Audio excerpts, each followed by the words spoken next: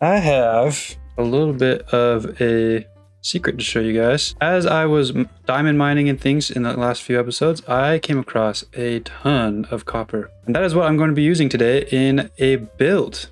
I'm going to be covering up the melon and pumpkin farm, and I'm so excited to get going. So without further ado, what's up everybody? How's it going? My name is Douglas, and welcome back to the solo survival series that I have in this world. I am so excited for today because my goals are twofold. First, I'm going to gather up all these blocks, make a build, and then I'll be gathering materials so I can make some eyes of Ender. And that means, of course, I am one step closer to the dragon fight and an elytra, so I can start zipping around this world. But anyway, I'm going to go ahead and gather up this copper, and then I'll meet you back over where I am planning on putting this build.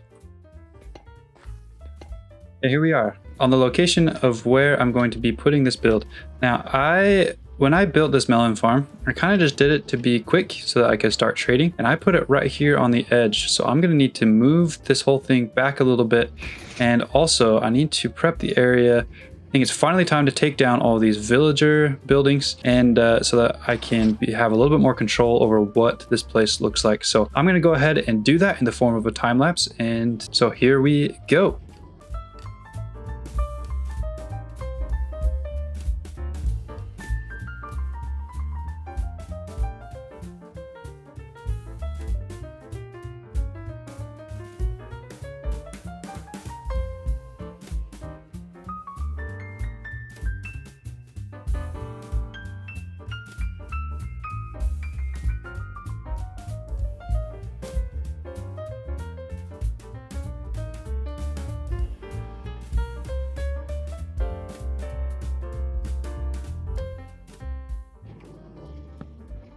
I just realized that I forgot to put redstone dust on the top of this, so it won't work until I do that. So I'm going to do that real quick. Okay, I also, as I was pushing the farm back, I cleared out some of the hill right here, but I'm going to go ahead. I need to outline this thing to make sure it doesn't look like I have quite enough room to put the whole build that I'm thinking of. So I'm going to go ahead and outline it and then go in. I'm going to go ahead and outline it and make sure I have enough room.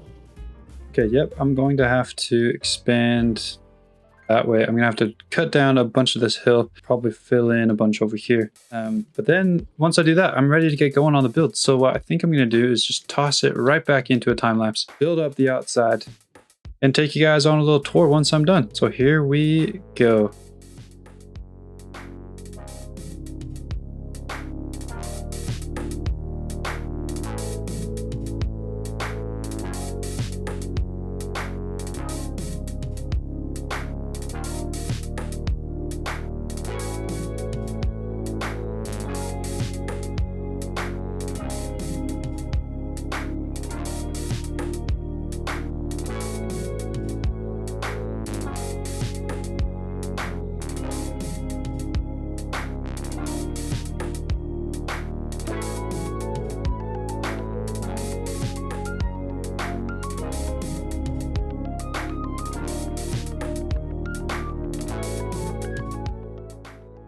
That I am done, and this is what it looks like.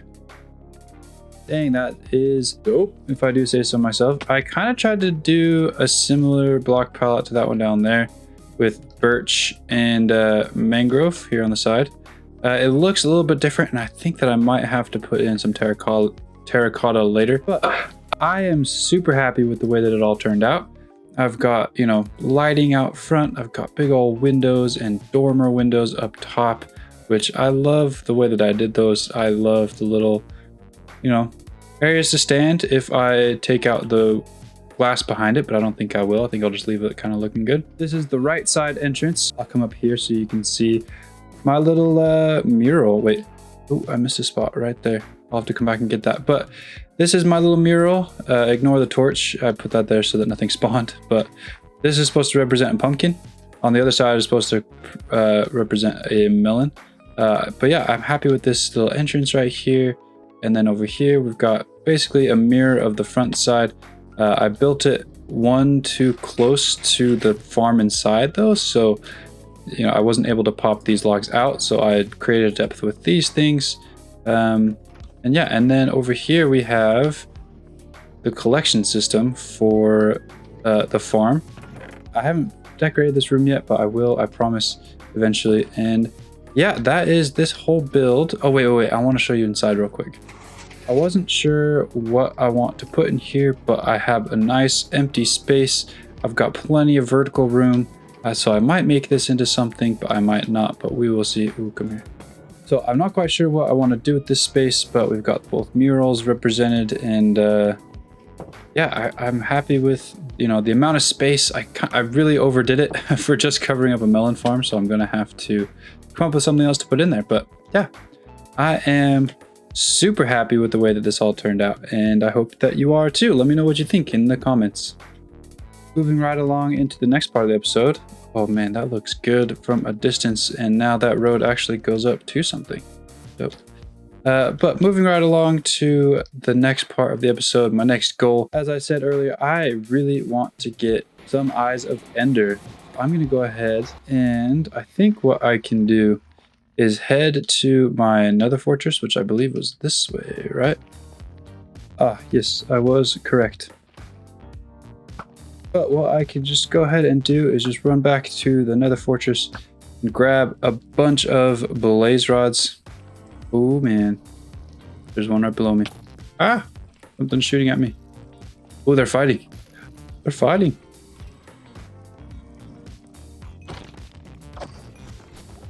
Oof, oof.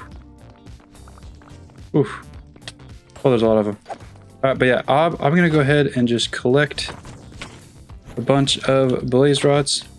I'll keep my blaze rods in the hotbar. Ooh. I'll keep my blaze rods in the hotbar so that you can see how many I get as I am fighting. Oh no! Dang, I wanted those.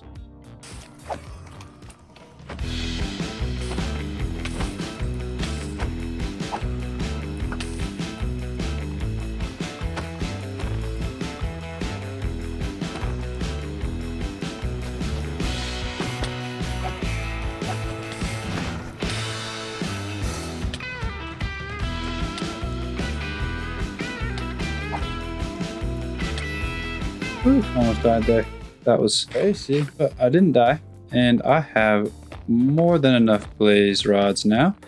25 should be, I wanted to get enough just to make sure that I could find, you know, the end portal. Is that right? Stronghold? Ooh, hello. Yeah, I wanted to make sure to have enough so that I could make it to the stronghold and also have enough to make some potions for when I do the dragon fight. So I think, oh, 25 should be more than enough. Oh my gosh, hey, let's go. I got another wither skeleton skull. Man, only need to get one more, then I can do a wither fight. Maybe I should get a beacon before I even go fight the end dragon. Well, that took me a total of like 10 minutes to go all the way to that fortress and then get 25 blaze rods and a wither skeleton skull. So, I mean, I am loving this seed. This is so dope that I have, you know, another fortress so close to my base. And also, it was very smart of me to get enchantments all on this sword so that I could have looting 3 so that I could get those blaze rods even faster as well. Now, as much as I loved going and fighting things in the nether fortress, I don't think it's quite worth it for me to go into the warped forest. I don't really want to fight a bunch of endermen, but I think there's an easier way for me to get some ender pearls for these Eyes of Ender. Man, I love that new build. I think it does fit in very nicely with the block palette. Obviously, it's a little bit brighter than this one. This one's a little more tame, you know, with the white or the light gray terracotta, keeping it a little muted. And that one's with birch, you know, and stuff on the outside, so it's a little brighter, but I think it's good. I think it works. Now, the way that I'm going to get ender pearls involves, where are they? These things right here. All of these stacks upon stacks of emeralds that I have gotten as I've traded away things from my melon and pumpkin farm. It also involves, I don't know if you saw it in the time lapse, but in this cobblestone box right here, I've got what is left of my villagers.